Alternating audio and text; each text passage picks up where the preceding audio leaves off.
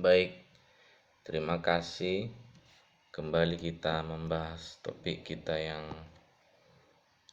selanjutnya. Minggu sebelumnya kita sudah membahas uh, bagaimana menggunakan diksi atau pilihan kata dalam sebuah tulisan ataupun dalam dalam berbicara kepada orang lain. Dan yang kemudian juga kita sudah bahas penulisan huruf. Pada saat kapan huruf itu kecil, pada saat kapan huruf itu kapital. Nah, kemudian juga kita sudah membahas pada saat kapan huruf itu tidak boleh kecil dan harus kapital dia. Di posisi manapun, baik di posisi awal kalimat, di tengah kalimat maupun di akhir kalimat.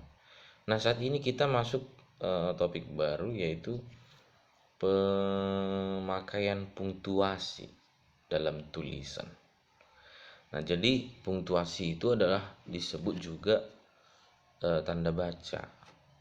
Nah, jadi merupakan alat bantu untuk menjelaskan maksud penuturan dalam bahasa tulisan. Nah, minggu lalu secara sekilas sudah saya jelaskan, misalnya bahwa titik itu kalau sudah dibubuhi di akhir kalimat, berarti kalimat itu maknanya maknanya bisa menyatakan informasi atau maksud kalimatnya itu menginformasikan. Kemudian yang kedua, maksud kalimatnya itu menyatakan. Kemudian maksud kalimatnya itu memberitahukan. Nah,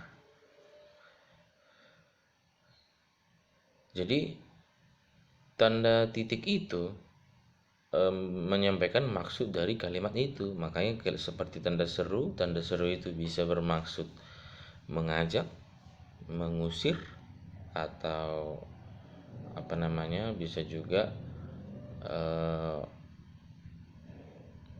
memanggil. Nah, misalnya, hai, sini, pergi kau. Nah, kalau tidak ada tanda serunya, agak susah kita atau tidak bisa kita menentukan maksudnya. Sama seperti tanda tanya itu. Tanda tanya itu membuat kalimat itu memiliki makna untuk menanyakan.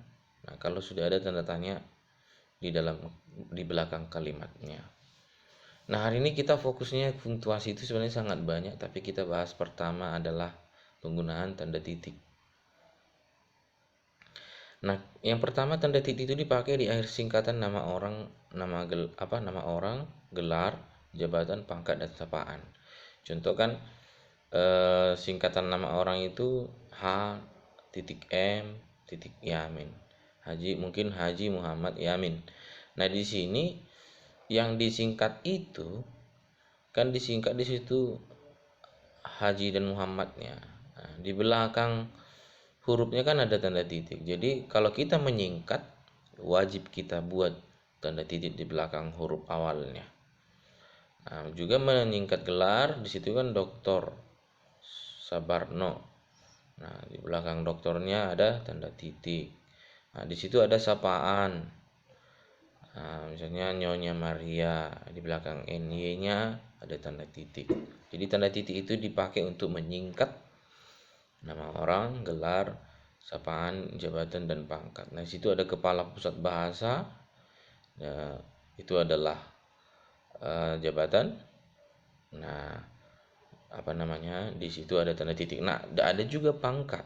Nah, seperti menuliskan kompol kan bisa dibuat jadi KOMP titik. Nah, itu dia. Itu kan pangkat itu.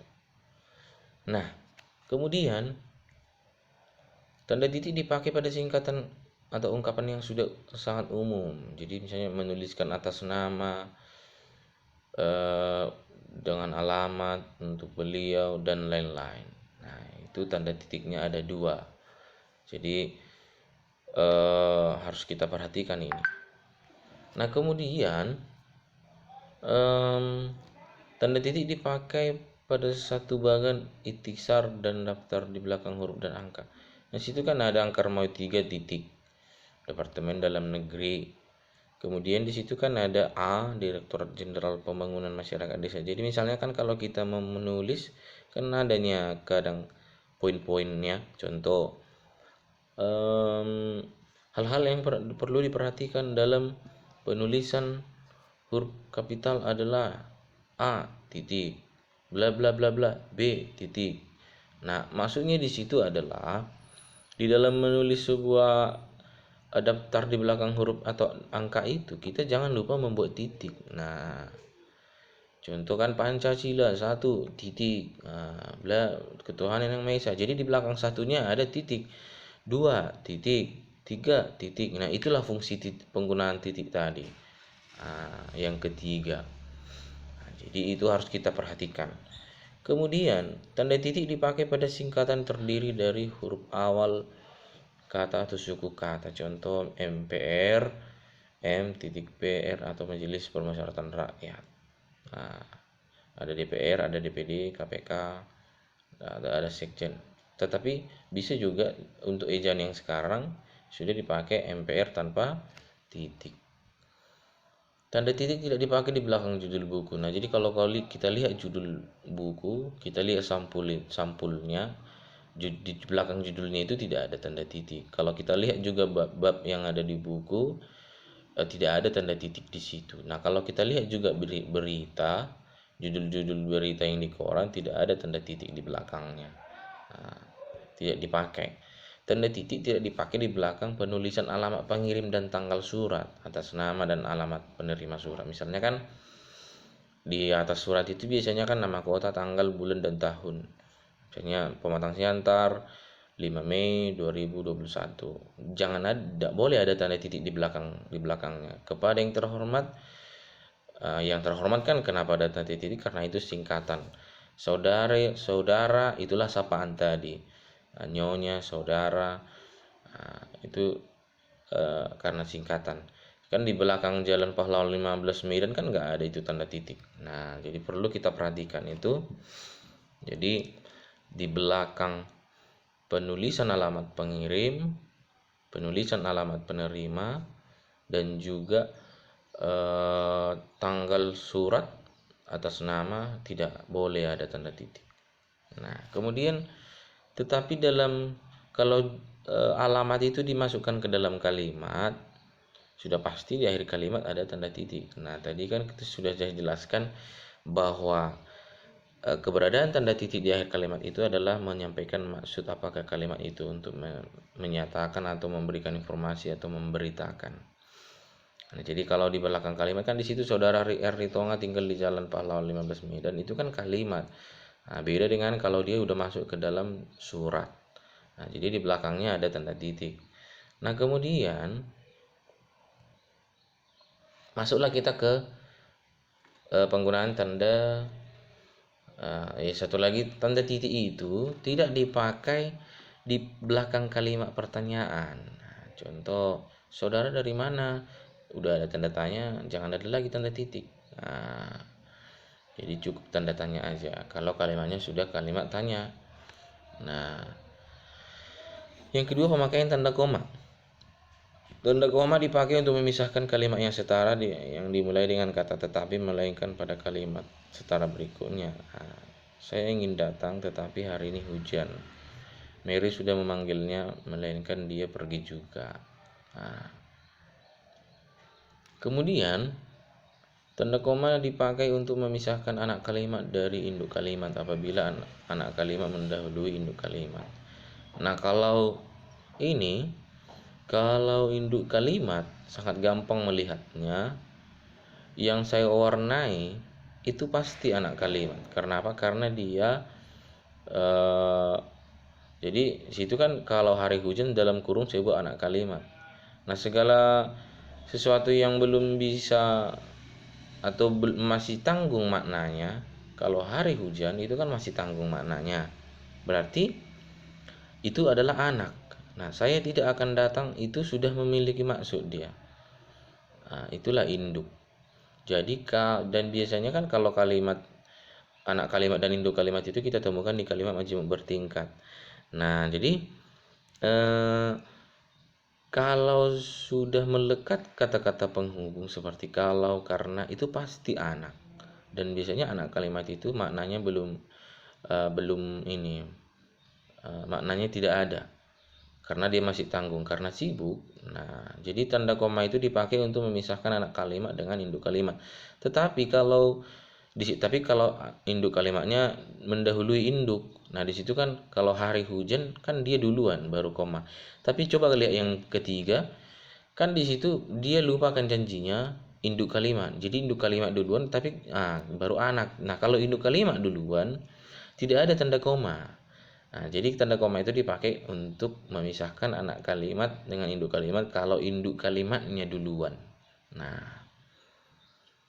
tanda koma dipakai di belakang kata atau ungkapan penghubung antara kalimat yang terdapat di awal kalimat. Seperti kan ada sering kita dengar ini, oleh karena itu, oleh sebab itu, lagi pula, jadi, meskipun begitu.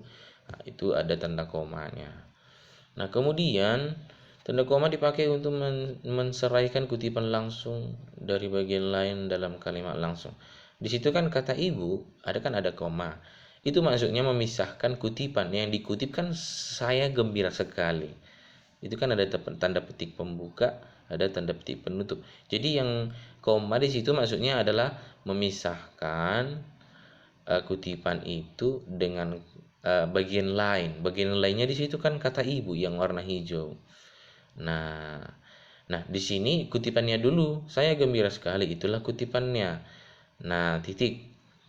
Baru masuklah bagian lain, kata ibu, koma, karena kau lulus. Itu juga tanda petik dia, itulah kutipannya. Jadi kalau di kalimat langsung, bagian lain yang mendapat tanda koma, sedangkan yang di petik pembuka dan petik penutup itu tidak mendapat koma. Nah, itu maksudnya. Tanda koma dipakai di antara nama dan gelar. Nah, contoh kan Parnawati, koma.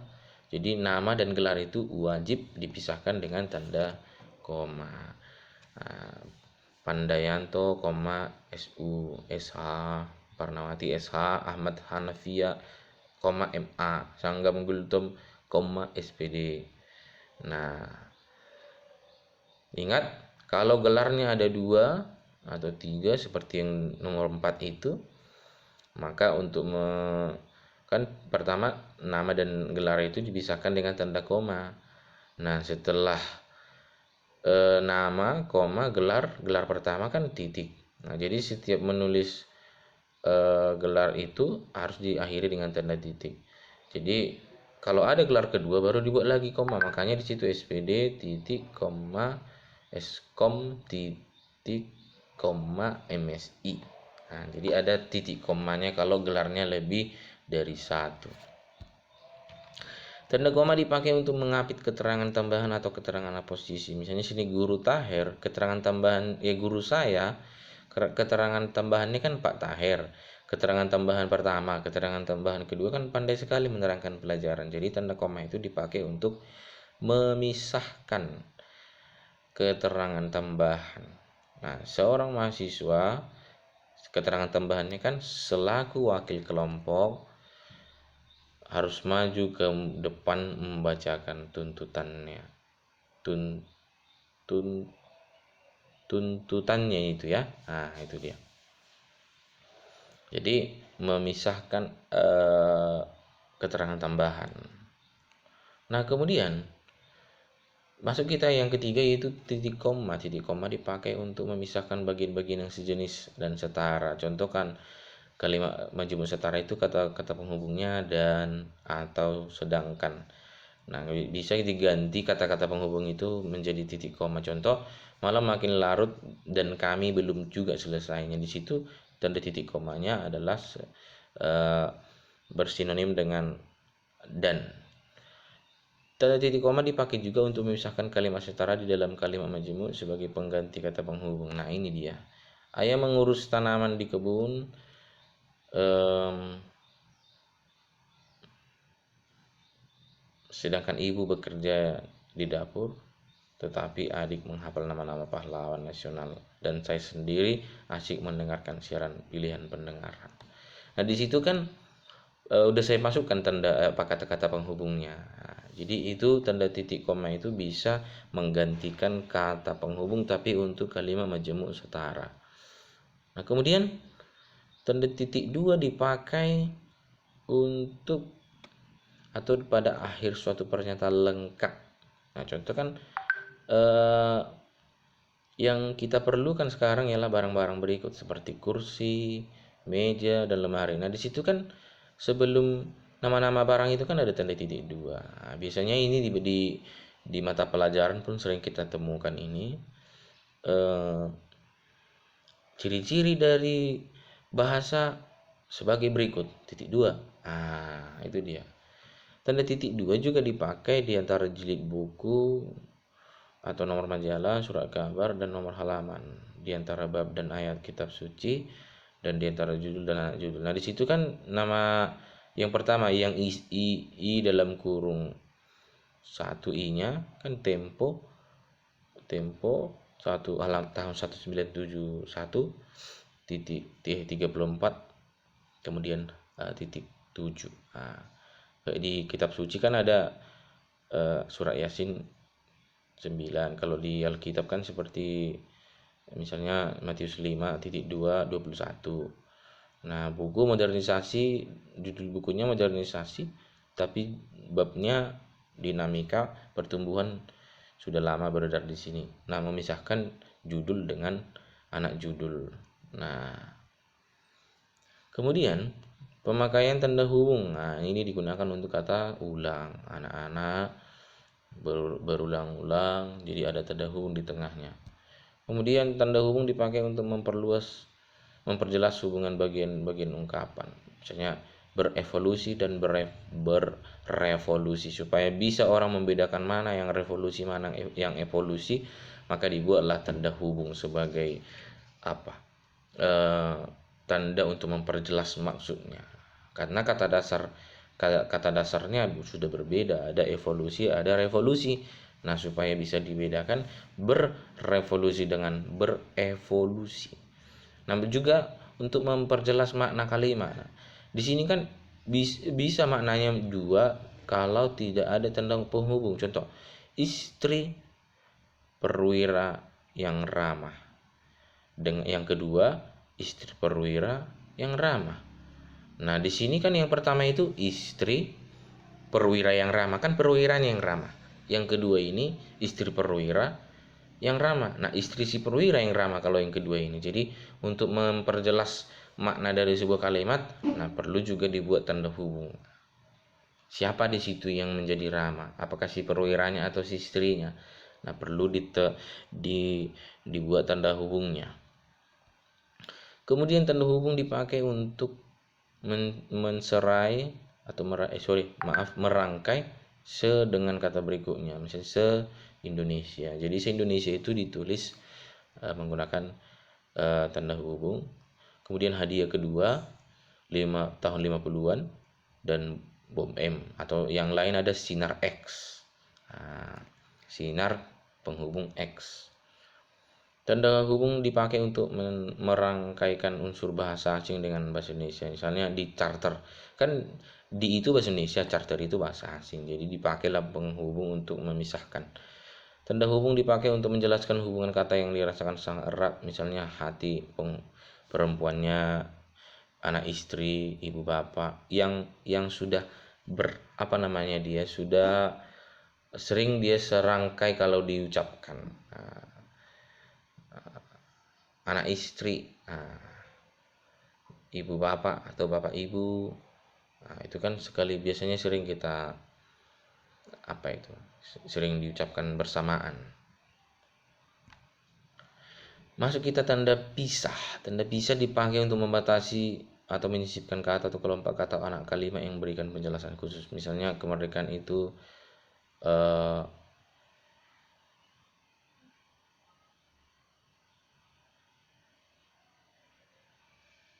tanda bisa dipakai untuk membatasi, menyisipkan kata, kelompok kata atau anak kalimat yang memberikan penjelasan khusus. Jadi di dalam tanda pisah itu bisa berfungsi untuk ada sesuatu yang kita isi kata di situ. Nah, itu maksudnya. Membatasi, menyisipkan kata.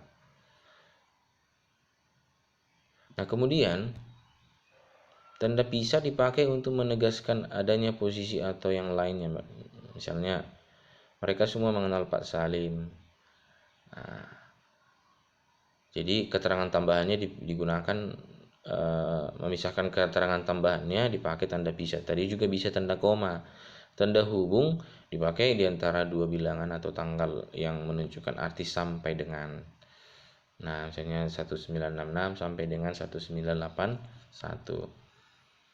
Tanda elipsis dipakai untuk menggambarkan suatu kalimat yang terputus-putus. Kalau begitu, biasanya di novel sering kita jumpai ini. Ya, apa boleh buat?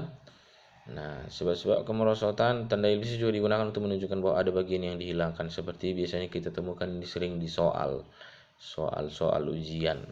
Jadi kita mengisi titik-titik yang kosong itu. Nah, kemudian tanda tanya, ini saya pikir tidak perlu lagi saya pikir semua sudah paham bahwa tanda koma itu dipakai untuk menunjukkan pertanyaan yang mengharapkan jawaban. Misalnya, kapan kamu berangkat? Tanda koma. Nah, tapi tanda koma itu juga dipakai untuk menunjukkan bahwa pertanyaan itu masih atau pernyataan itu masih diasingkan atau kurang dapat dibuktikan kebenarannya. Contoh, dia lahir pada tahun 1867.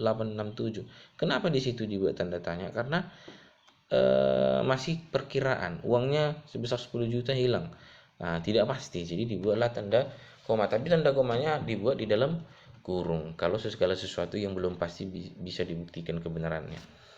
Kemudian tanda seru dipakai untuk seruan perintah atau kesungguhan atau ketidakpercayaan atau rasa emosi yang kuat. Alangkah dramatisnya peristiwa itu. Nah, di situ adalah menggambarkan emosi. Bersihkan kamar itu sekarang juga, itu adalah perintah. Merdeka itu adalah kesungguhan, seruan yang sungguh. Alangkah panasnya. Kemudian sering juga kita dengar kata tanda seru itu misalnya di dalam sapaan-sapaan resmi, misalnya dalam suku-suku, dalam acara nasional, salam sejahtera, kemudian selamat pagi, kemudian horas, tanda seru. Kemudian tanda kurung dipakai untuk keterangan atau dan pertanyaan tambahan. Contoh, gempa bumi di Skopje itu kan nggak tahu orang di mana, nggak banyak orang yang tahu. Buatlah dalam kurung Yugoslavia. DIP kantor itu sudah selesai. Nah, DIP kan tidak banyak yang tahu, maka dibuatlah dalam kurung daftar isian proyek. Nah, kemudian tanda kurung dipakai juga untuk angka dan huruf yang merinci atau seri keterangan. Nah, contoh 1 dalam kurung, 2 dalam kurung, 3 dalam kurung. Kemudian tanda petik. Tanda petik tadi sudah kita bahas di kalimat langsung. Kemudian tanda petik juga digunakan untuk mengapit judul, syair, karangan, dan bab apabila dipakai dalam kalimat. Misalnya, sajak berdiri aku terdapat pada halaman 5. Jadi sebenarnya untuk menegaskan nama sajaknya, makanya dibuat tanda petik. Kemudian tanda petik dipakai untuk mengapit istilah yang masih kurang dikenal. Contoh kan cut bray itu kan tidak terlalu dikenal, maka dibuatlah tanda petik. Nah, dia bercelana panjang yang di kalangan remaja dikenal dengan nama cut bray. Baru tanda petik tunggal juga mengapit kutipan atau istilah khusus. Nah, di situ kenapa dibuat profesor? Maka karena itu istilah kring juga dibuat dalam tanda petik tunggal. Dan juga ini tanda petik tunggal dipakai untuk mengapit terjemahan atau penjelasan sebuah kata. Nah kan laut gerdu itu kan di diterjemahkan gerak gerik bunyi, makanya dibuat dalam tanda petik tunggal terjemahannya. Baru tanda miring, misalnya ini 1000 per jiwa. Bisa juga dipakai di dalam penomoran surat. Nah, kemudian tanda kurung siku menerangkan suatu di luar jalannya teks. Kemudian tanda kurung siku juga dipakai mengapit keterangan penjelasan bagi suatu kalimat yang sudah ditempatkan dalam tanda kurung. Jadi misalnya hanya menggunakan nada dan kombinasi nada-nada dan apa yang saya sebut persediaan atau mungkin kata perjedahan atau juktur itu. Nah, saya pikir sampai di sinilah dulu penjelasan saya tentang punktuasi. Mudah-mudahan bermanfaat bagi kita semua. Selamat pagi, tetap semangat. Salam sehat bagi kita semua.